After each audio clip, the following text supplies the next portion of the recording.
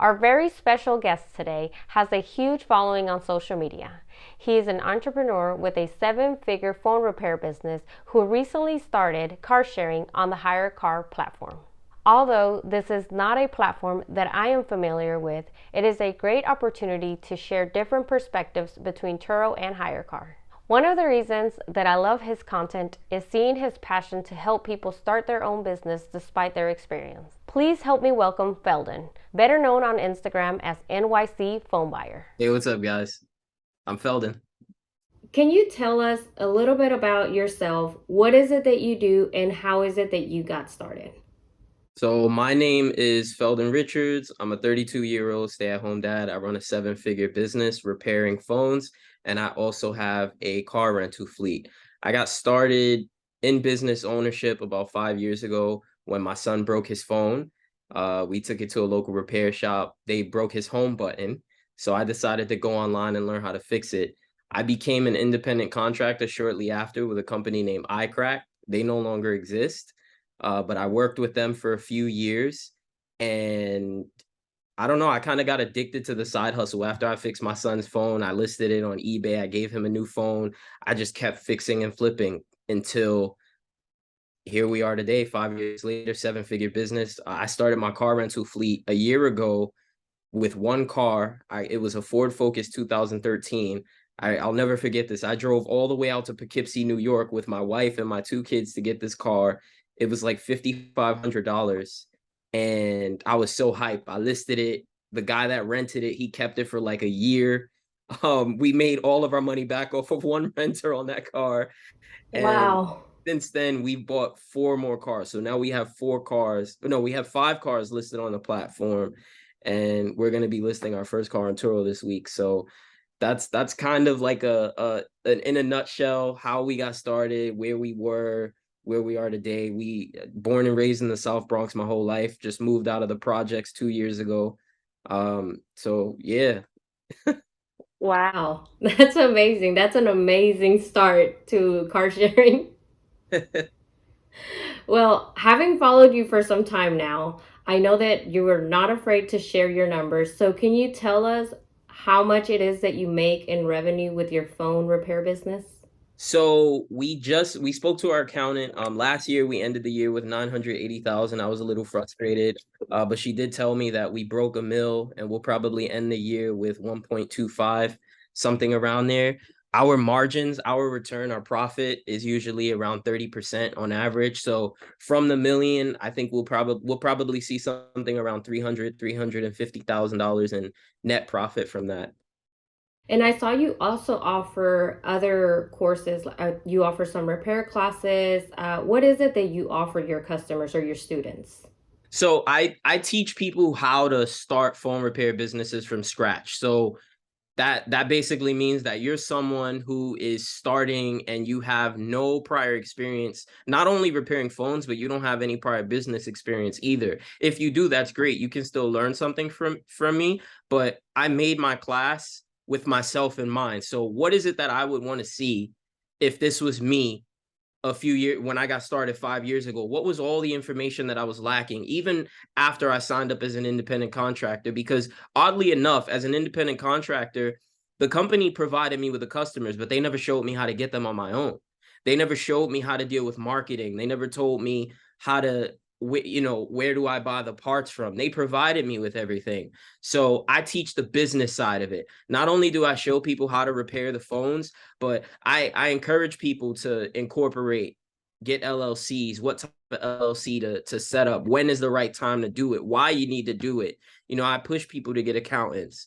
We form. I have one of the largest cell phone repair chats in the entire industry, where I have close to 5,000 people active on a daily basis. Well, everybody's not active, but I have 5,000 members, and everybody's always in there posting questions, helping each other, answering each other. It's to the point where I don't even need to be in the group. I just kind of moderate. I look, oh yeah, this person answered this question, asked this question. So that's what I do. I help people get started, then I put them into a community so that they're never alone. If they're on a job and they get stuck, they get help. They have immediate access to someone to answer their questions. Rather, they send a photo of the problem or a video of the issue. We're there to help them. That's great. It's amazing, right? How some it can be something so small that you do and how you stumble into it. It could be your next business, like such as for yourself. Seriously, I got into it by complete accident. Complete accident. I did not see myself doing this. I had a six-figure banking job. I was a private client banker with JP Morgan Chase. Like that's a very prestigious job. A lot of people work hard to get that. You know, I worked hard to get it. I had to get my Series 6 license. I had to take the health and life exams. Like I basically went to school for it while I was at work. Yeah. And my wife got pregnant. They because I had tenure, I was able to get, I think it was 60. They gave me a lot of time. It was 8 weeks full paid leave. And then I took an additional 8. So I got 16 weeks, but the other 8 weeks was like half my pay. So in that 16 weeks, I bonded with my baby, bonded with my wife. And there was also a period of time where I said, you know what, let me see how far I could take this phone repair business. And at what point do you go from the phone business to learning about Hire Car, and like, and how do you even learn about Hire Car that makes you want to get into that? So I was on YouTube actually. I was on YouTube and I saw this guy. I don't remember his name. He's a black dude. He has shades on in a lot of his videos and he was always wearing a hoodie. And he talked about how he rents luxury vehicles on TURO. And when I was listening to it, I'm like, this sounds cool, but I just always remembered thinking in the back of my mind, I'm a very busy guy. I don't want to be, kind of like we spoke about before, I don't want to be meeting with customers and stuff. So I'm like, man, I need a workaround. Then I saw another video where this other dude was talking about Hyrecar. And I'm like, Hyre Car, what's that? He said, yeah, you rent to people on DoorDash and Uber. And immediately a light bulb went off. I'm like, I did DoorDash. I did DoorDash at the beginning of the pandemic. I'm like, if you're a DoorDash driver, you need a car. You need Mm-hmm. a car. I'm like, these people are gonna have it forever. So immediately I bought the Ford. I jumped in. I jumped right in. I did not know what I was doing. I bought the car and then I'm like, oh wait, I had a friend who was doing this and I'm like, any quick tips you could give me? She's like, get a GPS and a kill switch. I'm like, whatever the heck that is. I went to Best Buy. I'm like, GPS and kill switch, install it. They're like, you need the total tech plan. So I got the total tech plan. They installed it. And then I'm locking people's cars and stuff. I'm doing I never met one of my renters to this day, Uh-huh. never met one. I started right off with the GPS and kill switch, remote lock and unlock, had a long-term renter, very first renter ever. I got extremely lucky. And I'm just like, man, this is it. I love this business. I got For lucky. sure. I bought within the last 12 months, I bought 5 cars. Yeah, that was gonna be my next question is how many cars are you up to now? So are you up to the 5 cars or? Yeah, we have 5 cars that we own 6 vehicles, but one of them is our personal, so we don't rent that out. We have 5 cars listed on the Hyre Car platform. We are at a point now where the cars generate enough money to where we can buy a car by reinvesting the profits every 3 to 4 months. Because they were cheaper when we got started. Now to get a car, we have to drop like between 7 and 9 grand to get a car in New York anyway. Yeah, and hire car sounds a lot like get around because Turo's very different, or at least for us in the beginning, it was a lot of hands on while we were learning. Yeah. But what does the day to day look like with hire car? So you want me to start with the good or the bad? Share the good, the bad, the ugly. All right. So the good, I would say my favorite thing about Hyrecar is that if you screen people properly, you can have a great relationship. I had 3 amazing renters on Hyrecar, 3 different vehicles, 3 different renters. I mean, guy picked up, like I told you, the guy that had the car for a year. We had another young lady that rented from us for 8 months. We had another woman that rented from us for 6 months. We have a guy right now who's had the car out from us for 4 months. And then once in a while, you have the nightmare renter. What is a nightmare renter? Well, it's a sweet dream and then it becomes a nightmare. We started renting out to her, I want to say in July. We started renting to her in July. Everything was smooth. Everything was good. The on-time payments. Last couple weeks, just late. late. I'm messaging her, what's going on? Where, when are you gonna pay? No reply. Fast forward a couple days, she's 17 days late. Hyre Car emails me, hey, you able to get a payment from the renter? I text her, what's going on? She replies, oh, I'm gonna put your messages on high priority. Skip to the next day. I message her again, hey, listen, you need to bring the car back. She goes, okay. I track it. I see that she's still driving it, but she's not coming here. So I lock the doors. I tell my homie, I don't know if you saw, he works with me. My buddy moved up here from New York City. I'm like, hey, we need to go pick up this car. I lock the doors, engage the kill switch. And as we're walking to my car to go pick the car up, I get an alert that the car is driving. I start scratching my head. What? She disabled my kill switch. How? How is that possible if you lock the doors and disabled it? How was she able to work around that? Because you can still put the key in the door and actually open the car. So she popped the hood, and I guess whoever she was with, she was with a guy. She was with a guy, and I don't judge anybody, but he definitely looked like he had experience doing stuff like that. So Wow. So how does I'm really intrigued in by the fact that you say she was on the 17th day and no payment. So how does hire car work whenever it comes time to an extension? Does it mean that the person can continue to drive the car and then they're making the payment directly to you, as or long as long as you and the renter have an agreement, yes, they can continue driving the car.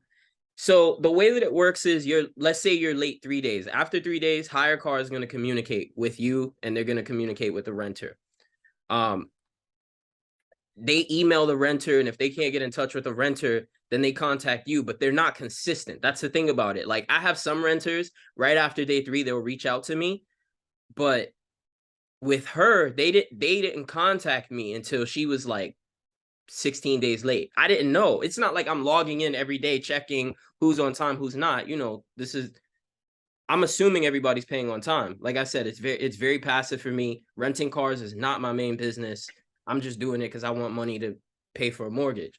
So I'm not in there. So that's a fault on my part, right? Because obviously now I'm a lot more on it than I was then, but because this is something so recent and I've only been doing this a year, I didn't know that this is something that you need to do. Like, it's my responsibility to go in and make sure that people are up to date. And now I kind of develop scripts that I send to people. Some are non-threatening, others are very threatening. And so Hyre Car, what they do in a situation where the renter is late and there's no communication, they ask you what you want to do. So you can, me as the owner, it's my decision. I can end the rental and get their account locked and have Hyre Car keep attempting to collect payment. And what happens then is that they're not able to rent out any other vehicles. They're not able to use the app at all until they handle their balance. I've had 3 people's accounts get blocked in the last 3 months. and so does that mean that you have to go and self recover the car, or does hire car get it tow and get it back to you if So the guest is non-responsive? there, I'm just gonna say it's always your responsibility. I've gone through Hyre Car's process, and I think it is absolutely disgusting. So I'll give you an example of another nightmare renter that I had on Hyre Car. She was renting out the car. She'd rented from us before. She did a 2-day rental, returned the car, everything was good. Rented another car from us for about a month. She got into 2 accidents with the car. Our claims got denied. Mhm. Hyre Car made us file a police report, told us that they were going to get it towed back to us. They never got the car towed back to us. It took them like 5 days. We did everything that they asked us to do, and our claim ended up getting denied because they said that we recycled photos when we initiated the rental. Um, Again, things that I just didn't know these things. Silly things when you look back in retrospect, but I didn't know that a claim could be denied over something so stupid. Like, you know, that I had text messages with the renter admitting and video confirming that she damaged the car and all this other stuff that was going on. So we ended up having to self-recover that car. We had to self-recover three cars. We did 3 self-recoveries. Yeah, and unfortunately, I feel like this is an issue that is oftentimes happens with new guests, even on the Turo platform. It's not so much that there's so much complexity with the rules for Turo, but it's that the host is not aware of the policies, or Yeah. how to go about each trip, because I have heard of people that have recycled photos of their vehicle for multiple trips, and so when it comes time to do a claim, they are taken aback by the fact that Turo's not covering. And while it's evident, I mean, yeah, it was, the guest was at fault, but I think it's an easy way for Turo to get out of that, and which is why it's so critical that people understand exactly how to go about each trip, and making sure that you're documenting your photos within the time frames that they give you. Yep, you gotta know the policy. Knowing the policy is key, and it's not the fun or sexy part of the business, but there's 2 ways you can go about it. You can either read about it before it costs you, or you can take the hit and then read about it later, which is Yeah. pretty much what I'm doing. Yeah, and there's two questions that I know we're still on the same question that I've asked, but I want to expand on this one a little bit more, because there was two things you said that kind of triggered a question for me, and I feel like it's important to kind of touch base on these, because it may give the listeners good information or good insight as to how this works. One of the things you mentioned was screening your guest. So what do you mean you're screening, or do proper screening when it comes to Hyre Car? Because I have my own screening perception of people that are renting on Turo. I personally don't do any screening, but I know of people that do. So I'm interested in how you do it, and if you have maybe a gut feel that tells you I don't want to rent to this person, do you cancel it? Do you cancel that trip, and then does it affect your metrics in any way? So that's the interesting thing about Hyrecar. It's not as detailed with metrics like TURO is. You don't get penalized for canceling. You because it's more of a business to business relationship than it is business to consumer. You have a lot more flexibility as an owner, and that's one of the things that I love about Hyrecar, why I've been renting on there so long. Step one is always asking the potential renter, why do you want to rent this car? That is all I say. And that might seem silly, like why wouldn't you be more specific? But I want to give people an opportunity to tell the truth. And most times they do. Oh, I'm renting this car because I need to go down to the city for the weekend. Like, unfortunately, you're on the wrong platform. You need to go to Toro. I don't say anything else. I don't ask any more questions. The conversation is over. You need a ride to go down to the city. You didn't mention anything about driving for Uber. You didn't mention anything about driving for Lyft or DoorDash. This is not the car for you. I'm not renting to you. I'm not, because you're using it for things that you're not supposed to use it for. And people like that who are already enrolling in the platform, they're a new renter, they're trying to misuse the platform, they're problem renters. All of the renters that I've had problems with have not been using the cars for the intended purposes. This is how you end up with people who are late on payments. Because remember, these people are renting, these are Uber, Lyft, DoorDash drivers. They're going to be keeping your car for a long time. Ideally, if the rental doesn't last like a month, it's because they're falling behind on payments, or they don't have the money, or they haven't been actually using it for DoorDash. So my screening is asking them, what's the intended purpose? The second thing I do is I call in the Hyre Car, I speak to an account manager, I ask, how long has the renter been on the platform? Have they had any claims in the past? Have the claims been denied? Have they had accidents? How are their reviews?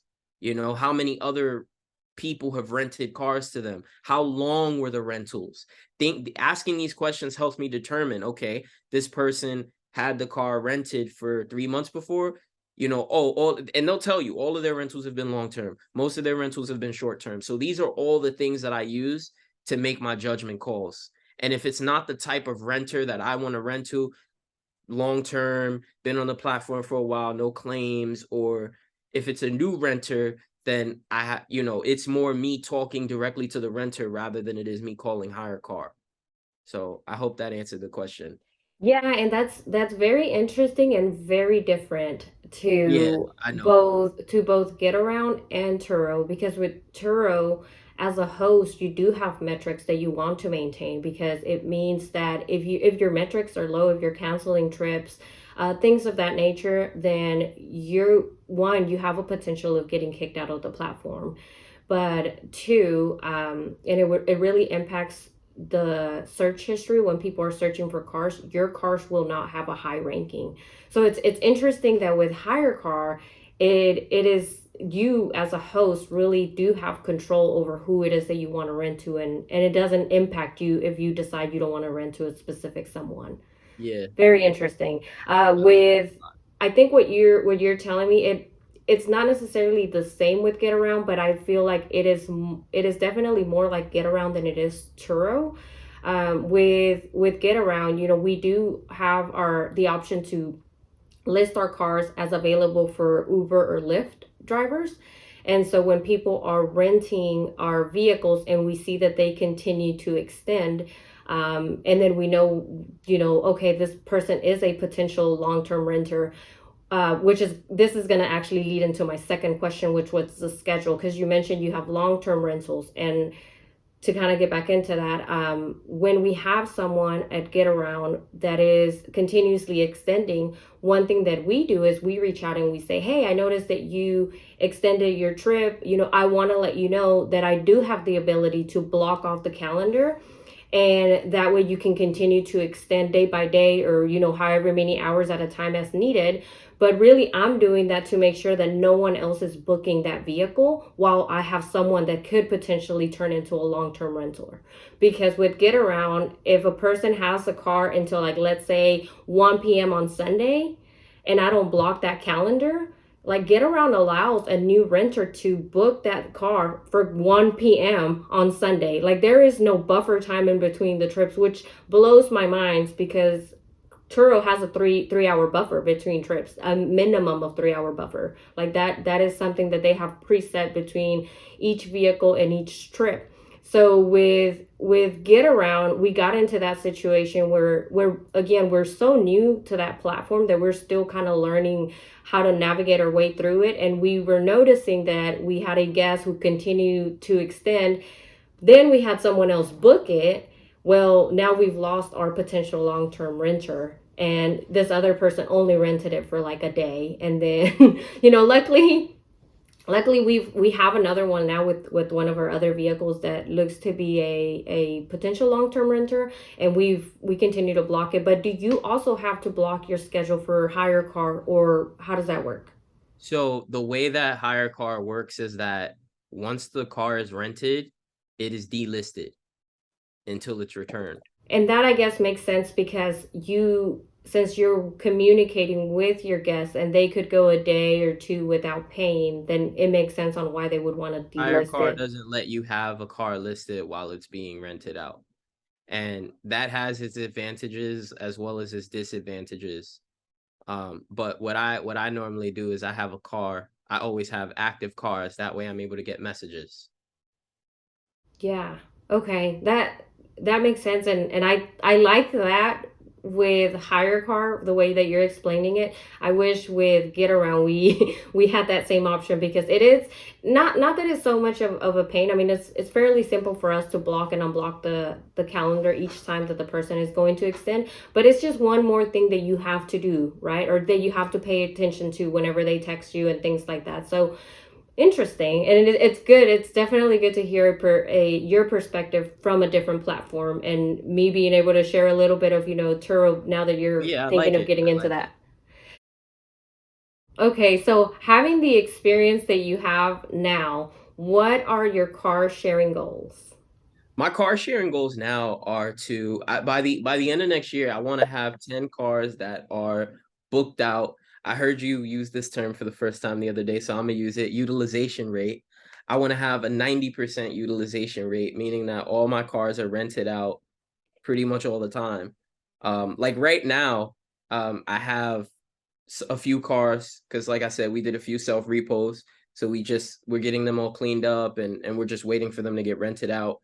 I've never had this many cars around the holidays. So I imagine that this time of year in New York is probably a little bit slower because it's colder. Not many people are outside. It makes sense.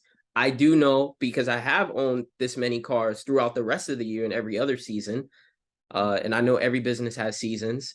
I know that when the weather's warmer, like starting around February, March, April, it's we're busy. We're very, very busy. We get a ton of rental requests. We have a lot of people messaging us. So my plan is to acquire cars and really make sure that they stay booked for like those 8 months. And then if I need to let them sit for 4, have 1 or 2 rented out, I don't really care because 2 cars pays for the insurance for all of them. So they're still making me money 8, 9 months out of the year.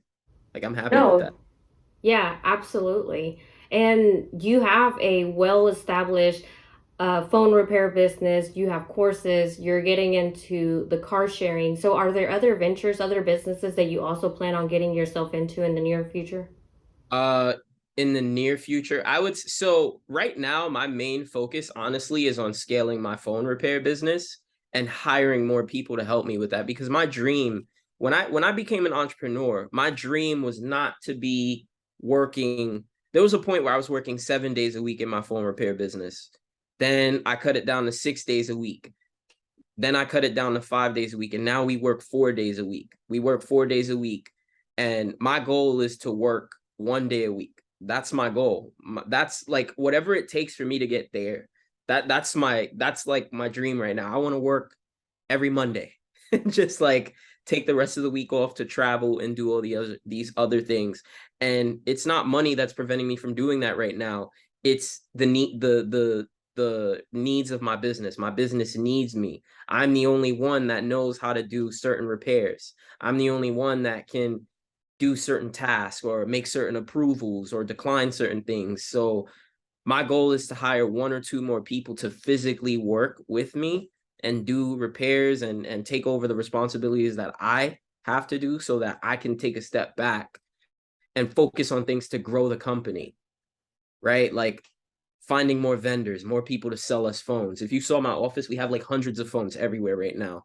Um, and I want people that can handle all of that, the receiving, the shipping, the handling, so that I can just travel the world. And when I do reach that point, I would say my goal would definitely be to finally get into real estate. I want to help people from low income families get into nice homes. I want to be doing rent to own. I want to like one of my dreams is always to go back to my hood and just like start pulling people out and blessing people with homes because I'm a multimillionaire, right? Like I want to do things like that. That's like my vision. I want to put people in a position to change their environment, change their financial situation, and put them in. And like you notice, like everything I'm saying, it's not even the money. I don't like. I want time freedom and I want to help people. Like it used to be money for me. That's why I started my phone repair business. Now it's like do I have enough money? You can never have enough, but like I'm good. I'm good financially. I want I want to help people and I want to impact people. I want to make sure that I'm putting people in a position to experience what I experienced. I grew up in the projects, my whole life, spent my life there. I've seen that. I want to show people the other side of like what it's like coming out of that environment and moving to an area like I moved to. I moved my kids out the project, moved my wife out.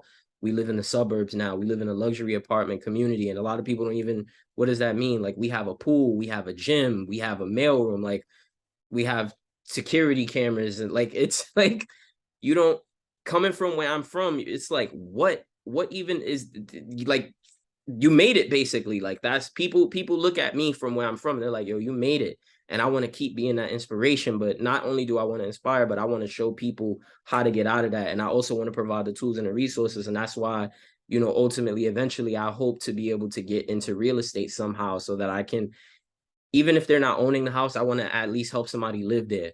You all right, maybe you can't own this, but you could rent it out. You could sleep here, for as long as you want. So sorry for the like long-winded answer, but No, I love that. I love that, and it's so inspiring. And it's like you said, you're it's maybe it started off being about the money, because I think it's at one point or another that's really what we all want. We want some sort of financial freedom. You know, we want to be able to have money to give maybe our kids or our family things Yeah, that we absolutely. didn't have. Absolutely. But then it goes bigger than that, and at some point I think you start to live your life comfortably, and it Yeah. gets to the point, I would hope that for most people it gets to that point where you want to give back, where you want to be able to contribute something, especially coming from a background. I can relate, you know, to what you're saying because of where I come from. And so that's kind of similarly to you, is I want to make it, you know, quote unquote make it, because I want to be able to give something back at some point, you know. And I always say that there's plenty of food for everybody to eat. So sharing the knowledge, you know, sharing things, tips, tricks, you know, and encouraging other people to get started, or to pull the trigger on a goal that it is that they have. It's great. So with that being said, for people that are looking to start car sharing or starting a side hustle, what are some words of advice that you would give those people? Just start. I actually have it's funny that you asked me that because I had a reel that was sitting in my drafts and I'm like, should I even post this? But now I'm gonna post it tomorrow. I'm gonna post it tomorrow because it's like it's right on the same topic. Just start. Like when I was gonna start my business, I had all of these limiting beliefs. Oh, my credit is bad. I need a LLC. I need an EIN. I need money. I need. There's always something stopping you from starting your business. Oh, my job, my kids, my family, my sick relative, my this, my that. Stop all of the excuses and stop all of the BS and just do it. If you have an idea, the only way to find out what's going to happen is if you try. You can't find out anything. No amount of time is going to change the fact that you didn't try. No amount of time is going to change the fact that you have excuses. You're always going to have excuses. You're always going to have a reason not to start. And that's all the reason that you need to start, because life keeps happening.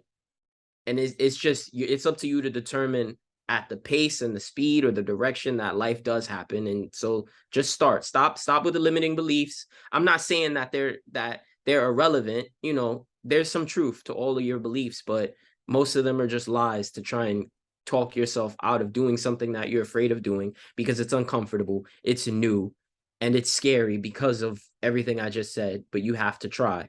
That's the only way to get over the fears, and that's the only way to see if it works or not. You and I had a conversation earlier before we got started with this, and you given me some encouragement. So I just want to say thank you for that. Thank you for the advice that you have shared. Is there anything?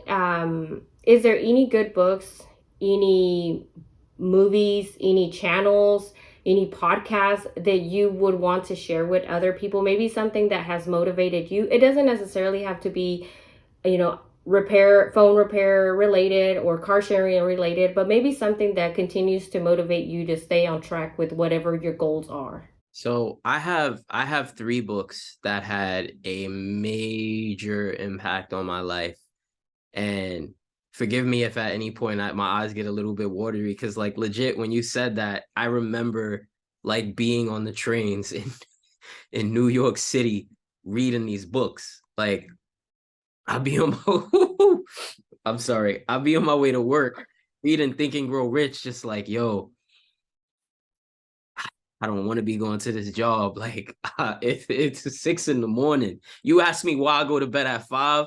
I could give you all these around because that's when I used to wake up, and I hated waking up at 6 in the morning. I hated it.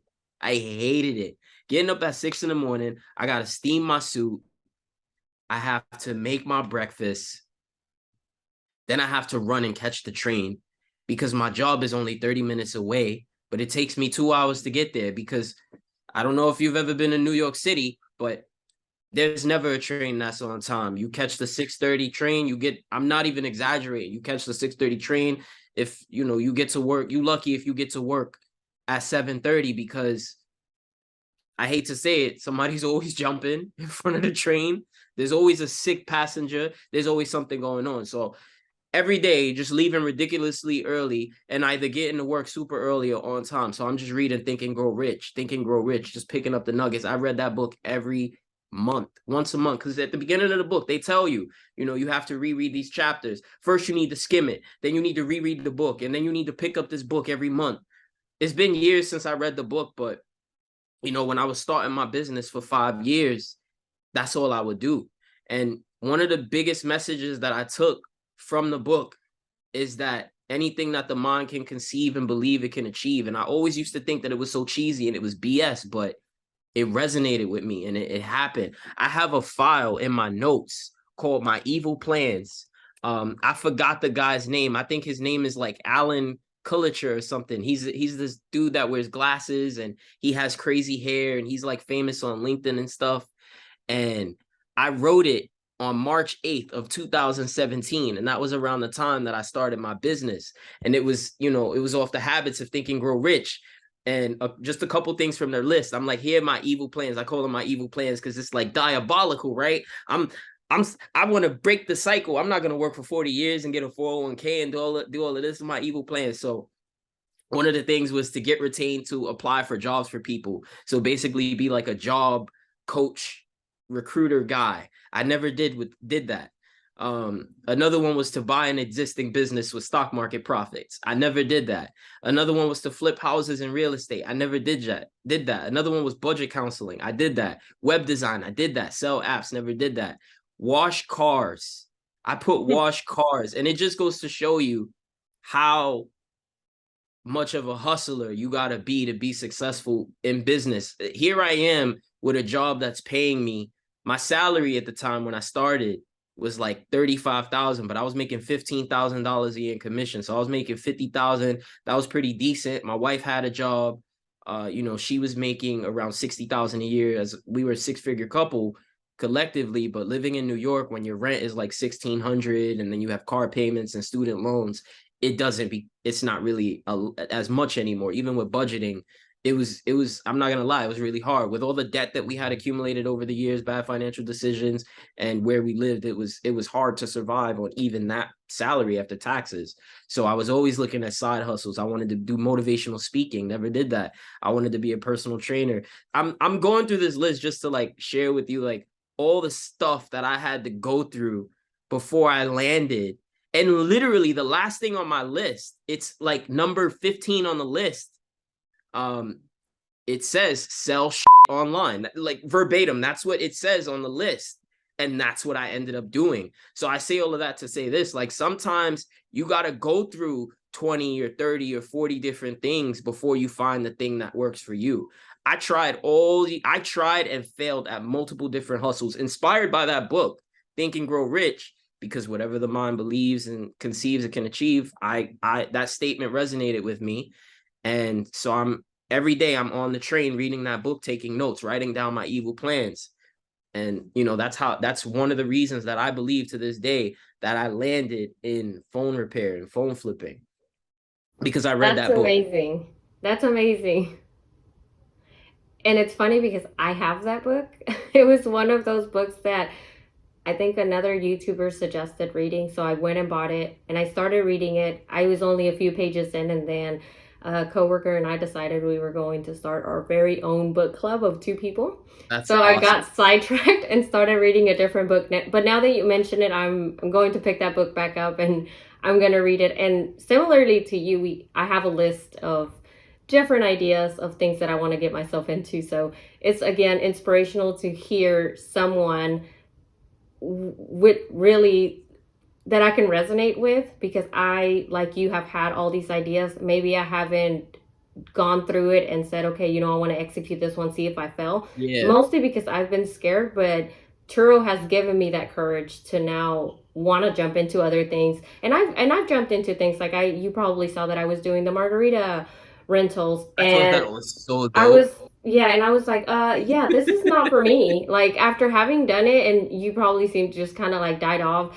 I have, let friends and family use it, but I figured that wasn't the business that I wanted to be in for various reasons.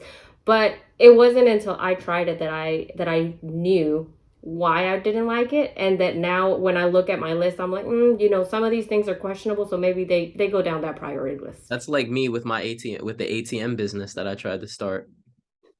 I bought a whole ATM, it got delivered, and I didn't have the right contracts and stuff. I'm like, you know what? This is too much money and too heavy equipment to be dealing. I want no parts of it. Like it was oof, oof, getting chills just thinking about it. And I started that when I was broke too. So I took a huge hit. I'm just like, Yeah, and again, it's like, you may have the one business that does take off, but it's, for most people at least, it's not, you don't get lucky enough to start right. that one business that's going to take off, at first. Like, you have to go through multiple things, you have to Yes. fail multiple times, or Yes. you have to really struggle. Yes. And for me, maybe we haven't gone through multiple businesses where we have failed, but I'm kind of like, I just want to try it. I just want to give it a shot, and if it fails, eh. One of my favorite failed businesses, I would say, was mystery shopping. I enjoyed the hell out of that. So a mystery shopper is someone that goes into an establishment like McDonald's, and they are there strictly for the sole purpose of evaluating, and nobody knows who they are. So you're a secret shopper. You're going in and you're an undercover customer basically. So your assignment might be order a Big Mac, and while you're placing the order, make sure that the cashier asks you if you would like fries with that. Did they ask you if you would like a large fries? Not just would you like fries, but did they ask you would you like a large fries? Did they suggest a Coke? Did they ask you if you wanted a McFlurry? Like all these things. And then you start a timer on your watch. How long did it take from the time that you reached the register to get your food? How long did it take you to reach the register? And how many customers were in line before you got to order? Like, it was mad stuff. So they pay for your food. They give you a bonus, like you upload your receipt, and then they give you like a $15 bonus for doing the job. So you get a free meal and you get paid for it. So part of the job of the mystery shopper is to drive around and like set up multiple jobs so that you could basically have an 8-hour workday. And it can be really challenging sometimes, but when you do it properly, you can make a crap ton of money. There were a few days where I made like $200 in a day, which might not sound like a lot of money, but when you have a job and you're making that on the side, it is bread. Like, I remember one time I went to a bar in like Yonkers, New York. No, Pelham Bay, New York. Is a bar. They wanted me to order chicken tenders. I did that. They paid for my food, gave me $25. I drove there, had a drink. They were like, order alcoholic beverage, we'll pay for them. I'm like, yeah, this is lit. Like, I'm getting paid to drink at a bar and eat chicken. I felt like I was James Bond. Like, come on. So it's cool stuff. So it's definitely a fun opportunity, but I would say the biggest challenge is, at least in my opinion, it's very hard to do if you have a job and you don't have time to keep looking for opportunities, because you always have to be looking for opportunities. And if you're not available to do it, someone else will get it. And so it's like a first come first serve thing. But it's a dope hustle, and is a lot of fun. You definitely come across some very interesting opportunities to like shop at stores and buy jewelry and clothing, just stay at hotels, take flights, like do a whole bunch of the things that you would do anyway, but you're getting paid because a little bit of your experience is taken away because you have to like take notes and evaluate, but it's not that draining where it's not worth it. That is so interesting. I don't think I would like doing that, but it is interesting. It's hard when you start, but once you get used to it, it's actually extremely rewarding. Like, I mean, legit, there were times where that was the only way I was gonna get dinner for my family. Like, so it was very, very fun to be able to do that. And one of my favorite things was getting free pizza from Papa John's. Oh my God. Well, thank you for sharing that, because maybe someone out there maybe this is something, an opportunity for someone that's listening, that they can jump on if it's something that sounds incentivizing to them. If you're someone who's able to write really well, you're articulate, you're able to get sentences structured nicely on paper, because they definitely ding you for grammatical and punctuation errors. I don't want to scare anybody, but like they want, not all the companies, but like some of them are like super strict with the detail. But the good thing is you don't get approved if you don't pass the writing test anyway. So if they like your writing, they're going to approve you. And then, you just keep writing how you write. And I'm not the world's best writer. So, if I could do it, people should be fine.